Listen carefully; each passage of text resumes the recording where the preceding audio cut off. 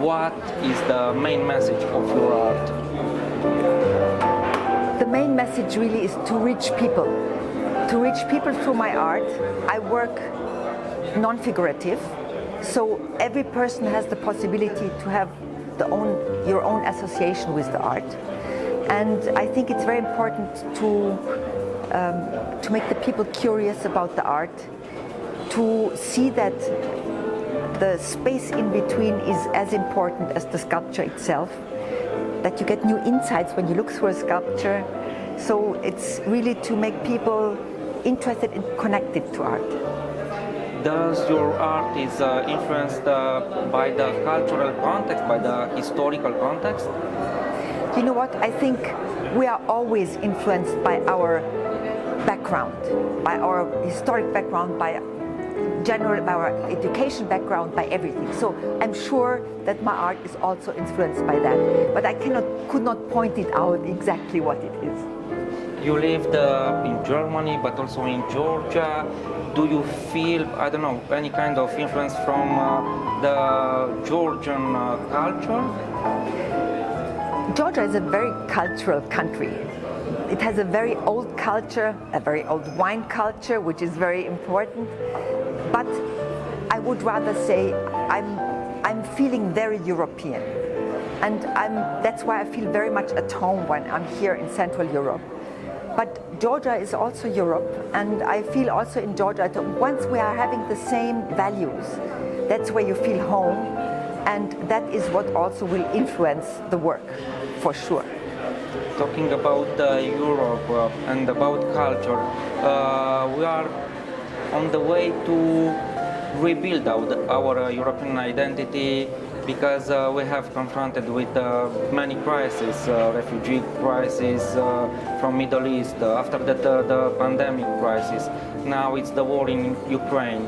And I believe that many Europeans rediscover their roots, their cultural links, their connections with the people who are living abroad or nearby. And here in Transylvania we experienced that when a lot of Ukrainian refugees were received very well, I would say, here in Cluj. What do you think about this process of the reconstruction of our European identity? I think it's the most important thing. And I think we should always remember what our values are, what our European identity is, because that is the force of Europe. The variety of culture, the variety also in the Christian religion, the variety in our base, that we are still having the same base but a lot of varieties around, and that is the richness of Europe. The different languages and the different ethnic groups that are together making our Europe so much alive, and that is so important. So we know that we have to help the people in need, the people that are now threatened by such a terrible war, by such an aggression from Russia. We have to help them. It's our duty. Ukraine is Europe, so we have to help our European brothers and sisters. And I think it's fantastic when you see how Europe reacted to that. And I'm very proud of being European and to see what kind of unity they were building and how much they were showing the unity and how much they are supportive in such a crisis. And also in all these crises you can see that in the end it gets closer together, and that is also a very optimistic view for the future. The European construction was based on Christian roots, also democratic roots, Christian democracy. And during this Ukrainian war, I have been witness to the fact that Christian organizations like Order of Malta Relief Service or Red Cross Romanian Society, who is under the high patronage of Her Majesty Margareta of Romania, were the first organizations at the Ukrainian border. I have been there in the very first days of the war at Sighetul Marmației and Satu Mare and so on. Do you believe that these actions, this context could help people rethink the link between Christianity and the future of Europe? I really hope so. I really, really hope so. I think in all of us we are having this system of values, whether you are a believing Christian or not. But all our society is based on pardoning, on forgiving, these are all Christian values. So really we are having these values everywhere in our society, even by the people who are not Christian believers. I think it's important that the people really will be more aware of that. And when I see how everybody was reacting, especially the Romanians, how they were helping right in the very first days of the war, that is wonderful. And that's why I think the future of Bulgaria and Romania needs to be even closer in Europe, even closer. We don't need to travel with a passport any longer. I mean, it's necessary that these kind of little obstacles will fall. It's absolutely clear and necessary that this has to happen as soon as possible. And I think that the people will hopefully also find out that the values that they are having inside of themselves, that they are Christian values, and that they will find always their common ground through that. In this new international context, Ukraine and Moldova received the official status of candidates at the European Union.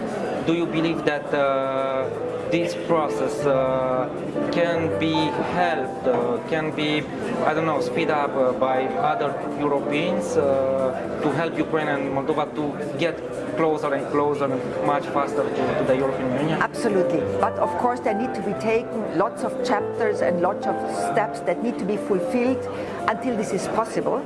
But of course the EU should help them to speed up. The EU should help them to become as soon as possible a full member. And the way is paved now. Let's hope that also Georgia will follow, because this is a very important way to help the Georgians to find finally where they do belong to. So I hope that the young people in the street can be enough convincing so that the government also will follow and will find the right steps to allow free and fair elections, and that the people in the street will be able to decide to tell that they want to be part of Europe. And they have done already many of the chapters, so they are really, actually, technically, they are really quite far advanced already. So let's hope that they do the final steps as well, because Ukraine, Moldova, Georgia, they all belong to the European family and they have to be part of it. Ukraine and Moldova are led by pro-European forces, parties, politicians, but in the same time it was very touching to see thousands and thousands of people gathered together on the street of Tbilisi with European flags, Ukrainian flags, Georgian flags, fighting for democracy. Do you believe that in the end the Georgian people will have the maturity to choose the democratic way to European Union? You know, I'm generally an optimist. So I have absolutely the hope, seeing now all these young people in the street, to hope for the future. We all know that the biggest obstacle is Moscow. And of course, the reach of Moscow in financial means, in the means of influence in the government are very strong. And it's the last thing that Russia wants to see, or that the Kremlin wants to see, is that Georgia will join, as much as they also try to influence on the ground that Moldova will not join. We see that. So it's actually really a fight with Moscow that is fought. And it's very important that we win. This is absolutely, it has to be. It absolutely has to be. So I really hope that it will go that way, because it's necessary. It's a must. your family played a very important role into building the European identity. In this context, do you have any advices for people who are fighting to get those three countries closer to European Union? Well, I think every kind of support and every kind of exchange and every kind of help is gonna help to move that forward. But of course, the EU needs to take steps, and I think there are some very clear steps that need to be taken, and I hope that the EU will take it to put the right amount of pressure and the right amount of offer that it will go the right way.